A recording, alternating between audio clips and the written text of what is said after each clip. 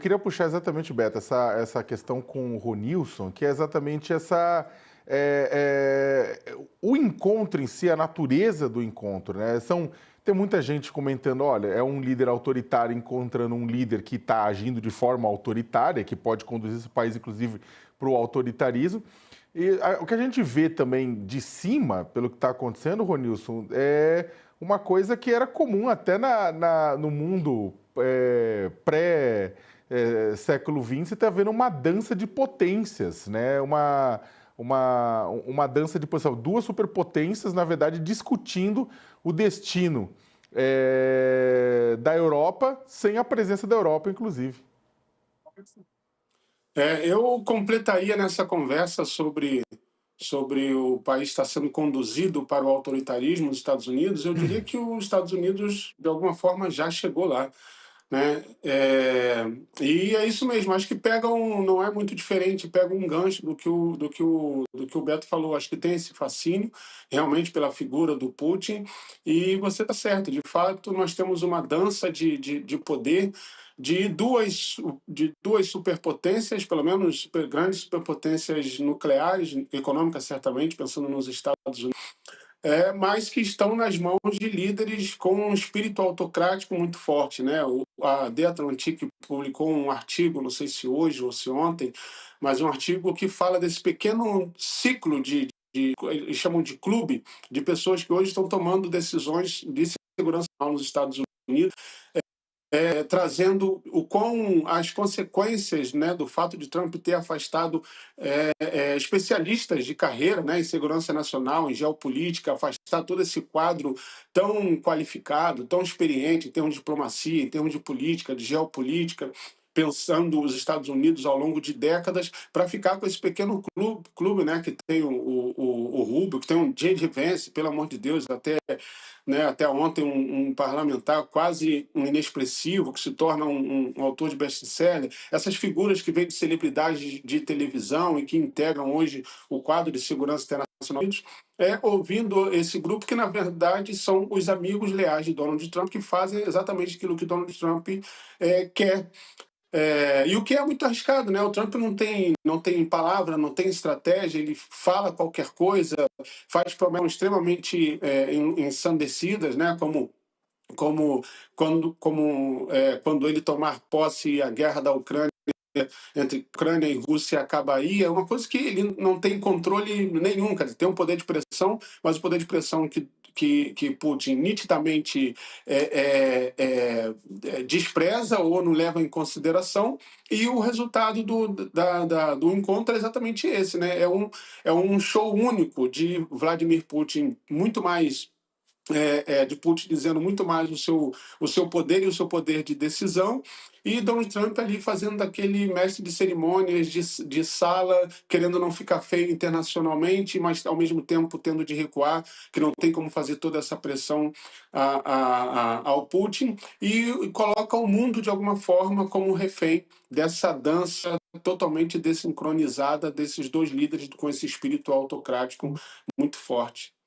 Queria até fazer um comentário aí, eu fazendo uma pergunta antes de passar a bola de volta para o Beto e para o Ronilson, que entre os, não vou dizer vencedores, né, mas digamos que da guerra, mas nessa batalha, nesse encontro entre o Trump e o Putin, o Brasil ganhou um respiro, né? Porque é o seguinte, há uma apreensão muito grande depois que Trump informou de que ele imporia tarifas extras para países que compram produtos russos, numa tentativa de asfixiar a Rússia, mostrar que estaria asfixiando a Rússia para forçar uma negociação de paz.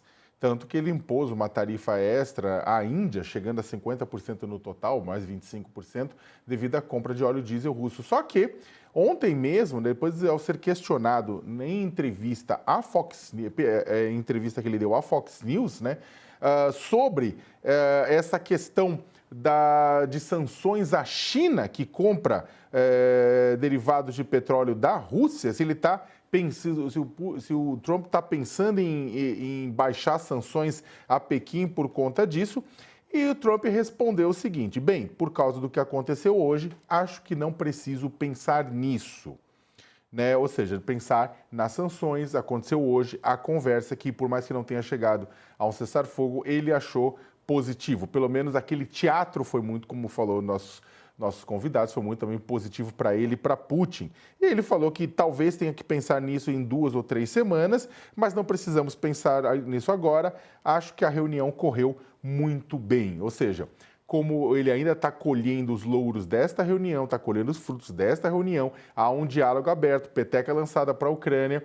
Então, esse peso, né, junto a Putin saiu e, de certa forma, o Brasil respira aliviado. Ou seja, o encontro entre Trump e Putin fazem o Brasil respirar aliviado por conta do fato da gente importar uma quantidade muito grande de óleo diesel da Rússia e importarmos principalmente fertilizantes da Rússia, que são fundamentais para a agricultura brasileira. Não que o problema está resolvido, mas para quem estava achando que esses 50% podiam subir em pouco tempo, pelo menos teve um respiro. Ah, mas isso não é segurança, né?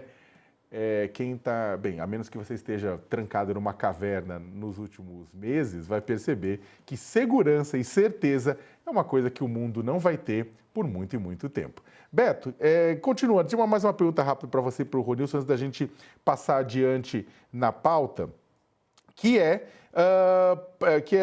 o Trump, ele vazou uma informação de que ele tinha entrado em contato com o primeiro-ministro norueguês para saber a respeito e aí a indicação do Prêmio Nobel da Paz, que é concedido em Oslo, né? Os outros prêmios Nobel são concedidos em Estocolmo, na Suécia, e o Nobel da Paz em Oslo, na Noruega. E ele ligou para perguntar, que é decidido pelo parlamento norueguês, inclusive, ele ligou para perguntar, e aí, etc e tal, e vira e mexe, ele fica falando, eu deveria ganhar o Prêmio Nobel da Paz, eu só não ganho porque é um jogo de cartas marcadas.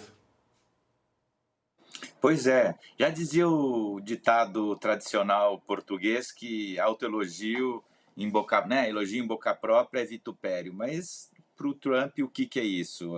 Ele está obstinado com esse Nobel da Paz, até comentei outro dia, né, o próprio Netanyahu foi à Casa Branca bajulá-lo e dizer que ele, Netanyahu, tinha pedido à organização do Nobel que desse esse prêmio ao Trump. Eu brincava, só falta o Trump agora retribuir pedindo um prêmio de proteção da infância para o Netanyahu na Unesco. Mas é isso, eu acho que de fundo tem essa realidade paralela.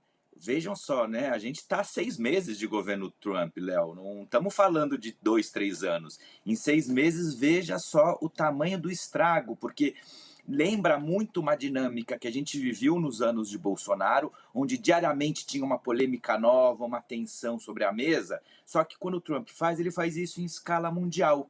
Né? Os outros autocratas costumam usar essa estratégia de manter, né, a tensão permanente na comunicação, cada dia uma polêmica nova, e tem um efeito doméstico. O Trump, quando faz isso, faz mundialmente. E aí, por detrás, o que tem é um grande negacionismo. Então a gente passou, né, 4 anos vendo os negacionismos, a urna eletrônica é fraudada, não existe aquecimento global, a Terra é plana, a vacina não cura, o negócio é tomar cloroquina. Só que agora a gente vê um novo conjunto de medidas. Então agora o Trump diz que o Brasil é um país que é uma ditadura, que tem perseguição, que os direitos humanos, as liberdades de expressão estão ameaçadas. A gente vê como, né, ele começa a dizer que teve a tentativa de golpe de Estado no Brasil não existiu. Então a gente começa a entrar num novo repertório de loucuras. Então o Trump, que, né, bombardeou o Irã, que está permitindo o genocídio, como diz, comentei isso no sábado passado, como diz o Javier Bardem, né, um genocídio em 4K né, colocaria em câmera lenta, porque para o Netanyahu sair do poder, para não sair do poder, ele não pode que a guerra acabe. Então, o genocídio 4K slow motion, onde o Trump defende e apoia. Então, assim, agora um Trump que faz movimentações no Atlântico Sul para começar a fazer sobrevoo de aviões no nosso continente, chamando as gangues e os narcotraficantes na América Latina de narcoterroristas, porque com a desculpa de serem terroristas poderia justificar o uso de leis que permitiriam a invasão e a ingerência física nos territórios do continente, né? Aquele esdrúxulo relatório de direitos humanos que ele deturpou, né, transformou num panfleto dizendo que El Salvador é um exemplo e que o Brasil é um mau exemplo de direitos humanos. Quando a gente vê todo esse conjunto de transformações da realidade, elas se inserem nesse caso. Quer dizer, o Trump que promove, né, a limpeza étnica na faixa de Gaza, que não consegue parar o Trump, isso, né, e a invasão da Ucrânia, morrendo gente cada dia, agora quer um Nobel da Paz. É isso, é por isso que eu digo, só se compara com o prêmio para a infância para o Netanyahu. Mas isso vale para tudo, Léo. Quer dizer, é uma transformação permanente da realidade, uma guerra de aproximações sucessivas comunicacional, onde ele lança, né, uma coisa absolutamente escalafobética um dia, aí recua um pouquinho, no dia seguinte dá mais um passo, e a gente vai se acostumando a achar que essas coisas são normais. Né? Aqui no Brasil isso tem reflexo, é o governador de São Paulo dizendo que quem agrediu quem foi o Brasil que agrediu os Estados Unidos nesse conflito todo. E essas coisas vão pegando, né? Então, é uma estratégia dessa extrema-direita antidemocrática fazer esse tipo de coisa. E a gente tem que se deparar com esse tipo de absurdo e, de repente, tem que estar discutindo, porque a capacidade deles de pautarem a agenda é incrível, né? E é isso, quer dizer, o Trump tentando fazer a gente discutir se é sensato ou não ele ganhar um Nobel da Paz e ele pressionando nos bastidores por isso. Quer dizer, seria uma coisa 10 anos atrás a gente ia falar, que papo de maluco. E hoje é a realidade geopolítica do planeta. Ô Nilson, para a gente finalizar o tema do Alasca, né? Existe uma discussão a respeito de concessão territorial. Putin faz questão de ficar com os territórios que foram invadidos pela Rússia a leste da Ucrânia, territórios esses que têm uma participação grande de população de origem russa, mas que pertencem à Ucrânia, né? E ele quer esses territórios e que seja reconhecido internacionalmente a tomada da Crimeia, que tem mais de 10 anos também pela Rússia. E o Volodymyr Zelensky diz que a questão de cessão territorial não está nos planos. Existe solução sem cessão territorial, considerando o plano que o cenário que está dado? Sakamoto, tudo indica que não, porque Putin não vai abrir mão desses territórios, isso é o que para ele justifica a invasão e os ataques sucessivos. Tem uma evocação, né, de história russa, a história construída de identidade nacional, né, do povo, da história do povo russo. E Volodymyr Zelensky sabe que perder esses territórios ou ceder esses territórios é uma derrota da guerra. Então, essa concessão, eu acho que é algo que dificilmente vai entrar na mesa. Ainda que o Zelensky cogitasse a possibilidade de colocar um ou outro território na mesa, a gente sabe que o desejo do Putin é insaciável, né? O Putin é movido pela construção desse grande povo russo, que envolve esse grande território e territórios dos quais ele não está disposto a abrir mão. Não abriu mão até agora, com todo esse período de guerra, não abriu mão depois de muitas negociações, não vai abrir mão agora. E eu acho que esse encontro no Alasca mostra um pouco disso, né? Ali nada que se assemelhe a uma pressão, a um constrangimento, a uma sanção, a uma intensificação de cobrança, de solução nesse sentido, apareceu. Pelo contrário, né, o que todos nós vimos foi um Putin muito satisfeito, muito feliz, muito objetivo, muito firme, né, ao contrário de Donald Trump, que é muito aleatório, fala coisas efusivas, assim, meio difícil de você encaixar, os jornalistas com dificuldade de ver uma resposta objetiva.